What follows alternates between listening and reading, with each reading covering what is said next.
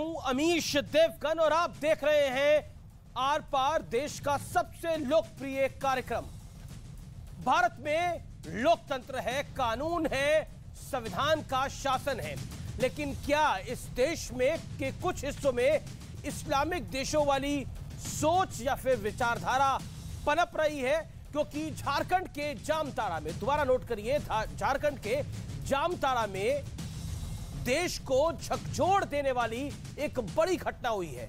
मुसलमानों की ज्यादा आबादी वाले इस इलाके में स्कूल की छुट्टी रविवार की जगह शुक्रवार यानी जुम्मे के दिन कर दी गई और यह हो गया। आरोप है कि स्थानीय लोगों के भारी दबाव के चलते स्कूलों को यह सिस्टम बदलना पड़ा और ऐसे स्कूलों की संख्या 2 या 4 नहीं बल्कि 100 से ज्यादा स्कूल है।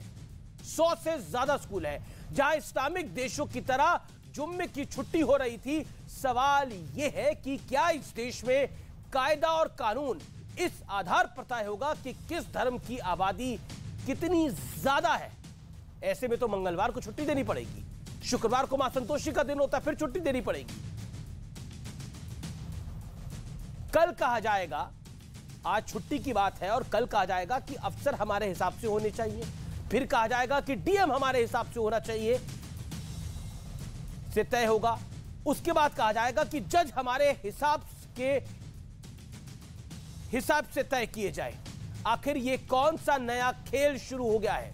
लेकिन इस बीच योगी आदित्यनाथ ने भी बड़ा संदेश देते हुए कहा है कि किसी वर्ग की आबादी बढ़ने की स्पीड और उसका प्रतिशत ज्यादा नहीं होना चाहिए, क्योंकि अगर ऐसा होता है तो अराजकता की स्थिति बन जाती है। उधर अजमेर की अंजुमन कमेटी के सचिव सरवर सृष्टि का बयान वायरल हो रहा है, जिसमें कथित तौर पर वो कह रहे हैं कि हम ऐसा आंदोलन करेंगे कि पूरा हिंदुस्तान हिल जाएगा।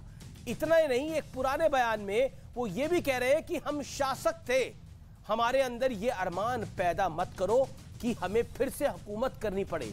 तो आज इन तमाम मुद्दों पर होगी देश की सबसे बड़ी बहस। संविधान पर भारी आबादी वाली तैयारी, आज ये व्यापक चर्चा है। क्या संविधान पर भारी है आबादी वाली तैयारी? इसलिए आज की ये चर्चा आपके लिए, आपके भविष्य के लिए, देश के भविष्य के लिए बहुत आवश्यक है। इस देश के लोकतंत्र और संविधान के लिए भी बहुत आवश्यक है।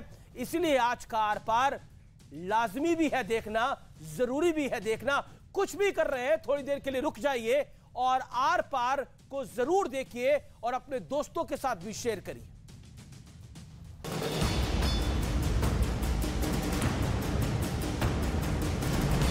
ये दोनों तस्वीरें इसी देश की। एक तरफ झारखंड का जामताड़ा, जहां सरकारी स्कूलों में मुस्लिम आबादी का हवाला देते हुए रविवार की जगह शुक्रवार यानी जुम्मे के दिन छुट्टी का नियम बन गया। तो दूसरी तरफ राजस्थान के बीकानेर में ईद के मौके पर राष्ट्रीय ध्वज लहराया गया। राष्ट्रगान के साथ सौहार्द, एकता और भाईचारे का संदेश दिया गया। लेकिन झारखंड के जामताड़ा से जो खबर आई उस पर हड़कंप मच गया है। जिले में मुस्लिम बहुल आबादी वाले इलाकों में रविवार की जगह शुक्रवार को छुट्टी दी जा रही है। आरोप है कि स्थानीय लोगों के दबाव में ऐसा किया जा रहा है। हैरानी की बात यह कि ऐसे स्कूलों की संख्या 2 या 4 नहीं बल्कि 100 से भी ज्यादा है। खबर सामने आने के बाद झारखंड सरकार ने मामले की जांच का आदेश दे दिया है। इस बीच यूपी के सीएम योगी आदित्यनाथ ने भी आबादी पर बड़ा बयान दिया है। आपने कहा या शुक्रवार को खुला रखने के लिए कहा, जब तक रिपोर्ट नहीं आ जाता। हम क्यों कहेंगे? जब नियम बना हुआ है, नियम बनाया हुआ है, तो हम क्यों कहेंगे? यहाँ एक चिंता का विषय हर एक उस देश के लिए जहां पे जनसंख्या संतुलन की स्थिति पैदा होती है, जनसांख्यिकीय संतुलन की स्थिति पैदा होती है, रिलीजियस डेमोक्रेसी पर इसका विपरीत असर पड़ता है। फिर वहां पर एक समय के बाद अव्यवस्था और अराजकता जन्म लेने लगती है। इसको सुलझे हुए मन से इस पर कोई कार्रवाई हो, इसको एक राजनीतिक मोड़ देना मैं समझता हूं एक बहुत बड़ी गलती होगी।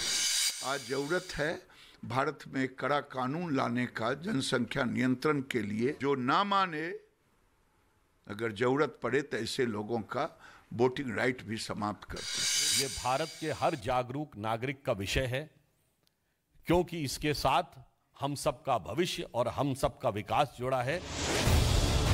अब जरा अजमेर की अंजुमन कमेटी के सचिव सरवर चिश्ती का बयान भी सुन लीजिए। हुजूर गनीनाथ की शान में गुस्ताखी हो रही है, ये हम कभी कबूल नहीं करेंगे।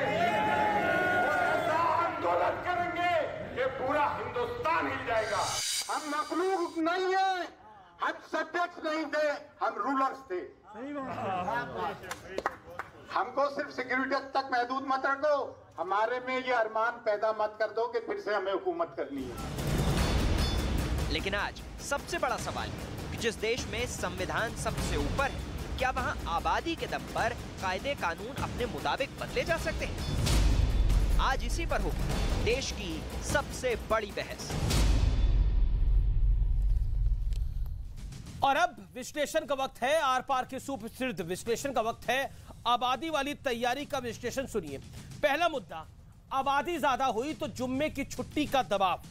दूसरा मुद्दा, स्कूलों में हिजाब के समर्थन में आंदोलन किया गया। याद होगा आपको, हिजाब पर बहुत चर्चा हुई इस देश के अंदर, वो भी इसी आधार पर हुआ। तीसरा मुद्दा, अपने हक में फैसला नहीं आया तो कोर्ट पर सवाल उठाया गया। राम मंदिर के विषय में ऐसा हुआ, कई विषयों पर ऐसा हुआ। चौथा मुद्दा, आंदोलन करके हिंदुस्तान को हिला देने की धमकी दी सरवर चिश्ती ने, और यहां तक बोला हमारे में ये अरमान मत पैदा करो कि हमें फिर से हुकूमत करनी पड़े। यानी औरंगजेब को अपना जो पूर्वज मानते हो उनका आप क्या कर लीजिएगा। बड़ा सवाल, क्या डीएम एसपी जज सब कुछ मजहब से तय करवाना चाहते हैं इस देश में कुछ लोग? ये सबसे बड़ा सवाल है। लेकिन आज एक तस्वीर मेरे जहन में आई। अब मैं आपको यूपी के फतेहपुर की एक तस्वीर दिखाता हूं। यह तस्वीर बकरी ईद के दिन की है। बढ़ती आबादी कितनी बड़ी परेशानी है इसका अंदाजा आपको इस ऑटो को देख के लग जाएगा। यह ऑटो वाला विश्लेषण जरूर देखिए। चेकिंग के दौरान पुलिस ने जब ऑटो को रोका तो इसमें से बच्चों समेत आप ही काउंट करिए कितने निकले, एक एक कर जो बाहर निकले उसमें 27 लोग थे। 1 2 3 4 5 नहीं, 7 भी आपने सुने होंगे। 27 लोग थे।